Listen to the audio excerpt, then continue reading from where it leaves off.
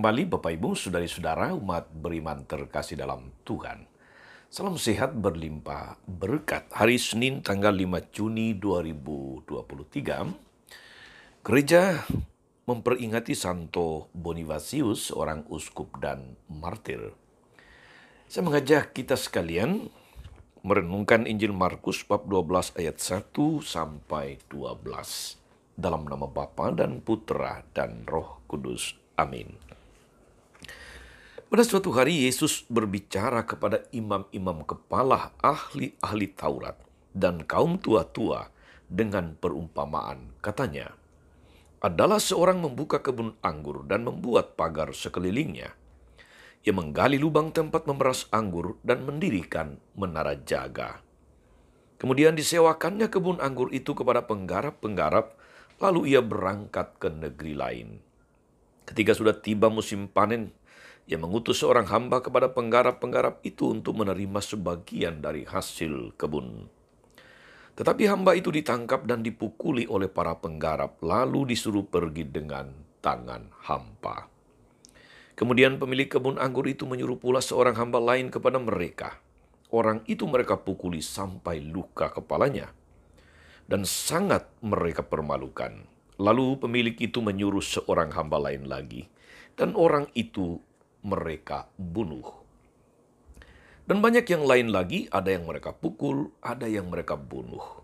Kini tinggal satu orang, yakni putranya yang terkasih. Dialah yang akhirnya diutus kepada mereka sebab pikirnya, putraku pasti akan mereka segani. Tetapi penggarap-penggarap itu berkata seorang kepada yang lain, dia itulah ahli waris, mari kita bunuh dia. Maka warisan ini menjadi milik kita. Mereka menangkap dan membunuh dia, lalu melemparkannya keluar kebun anggur itu. Sekarang apa yang akan dilakukan oleh pemilik kebun anggur itu? Ia akan datang dan membinasakan penggarap-penggarap itu, lalu mempercayakan kebun anggurnya kepada orang-orang lain. Tidak pernahkah kalian membaca ayat ini? Batu yang dibuang oleh para tukang bangunan telah menjadi batu penjuru.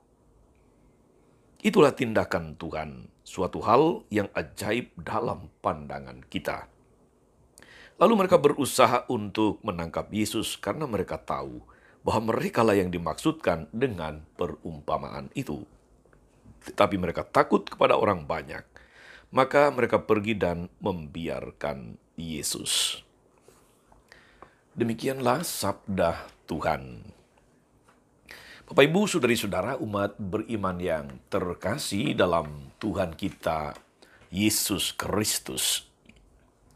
Melalui perumpamaan tentang penggarap-penggarap di kebun anggur, para penggarap yang jahat, yang tidak tahu diuntung, yang tidak tahu berbalas budi. Yesus mau menunjukkan ketegaran hati orang-orang Yahudi. Kita ingat, Yesus menyampaikan perumpamaan itu di depan para ahli Taurat, orang Farisi, dan tua-tua bangsa Yahudi.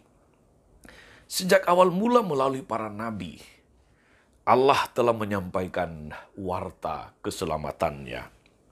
Tetapi bangsa itu menolak pewartaan para nabi dan membunuh beberapa di antara mereka. Yang lain ditolak, dipukuli, dan sebagainya. Bahkan ketika akhirnya Allah mengutus putranya sendiri, Yesus Kristus. Karena itu Allah menarik keselamatan dari mereka dan menawarkannya kepada orang-orang dari bangsa-bangsa lain. Saudari dan saudara terkasih dalam Tuhan,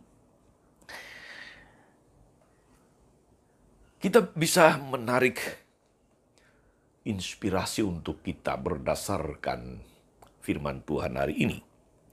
Berdasarkan iman akan Yesus Kristus dan melalui sakramen pembaptisan, kita semua telah menjadi Israel baru. Orang-orang yang diselamatkan.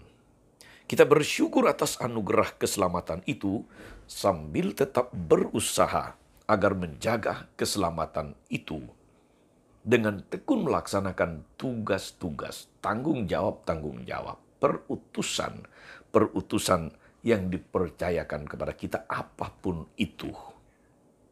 Status kita sebagai orang Katolik, sebagai pengikut Kristus, ternyata tidak otomatis menyelamatkan kita.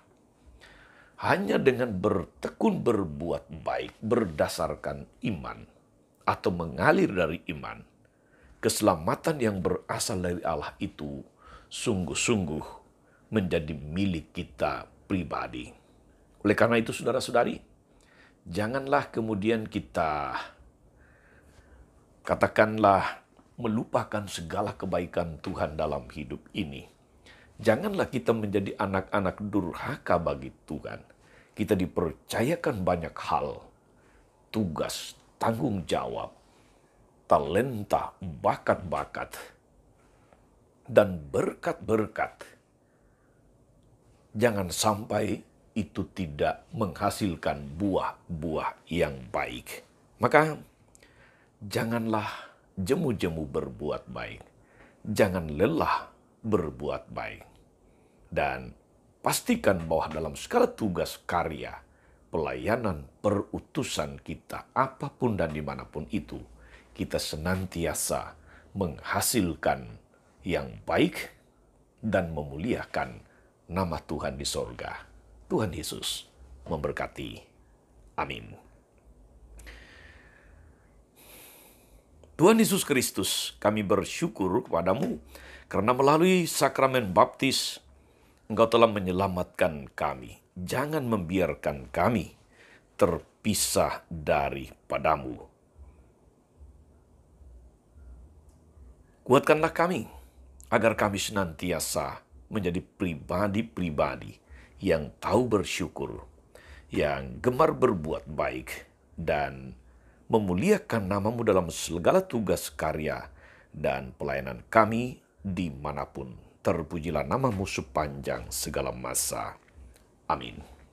Saudari-saudara sekalian, berkat Allah turun atas saudari-saudara, atas mereka yang kita doakan atau kita janjikan doa. Mereka yang sakit dan menderita. Segala rencana karya dan pelayanan hari ini Bapa dan Putra dan Roh Kudus. Amin. Tetap sehat dan teruslah menjadi berkat. Jangan lupa like, subscribe, nyalakan lonceng notifikasinya. Salam 52, Tuhan memberkati.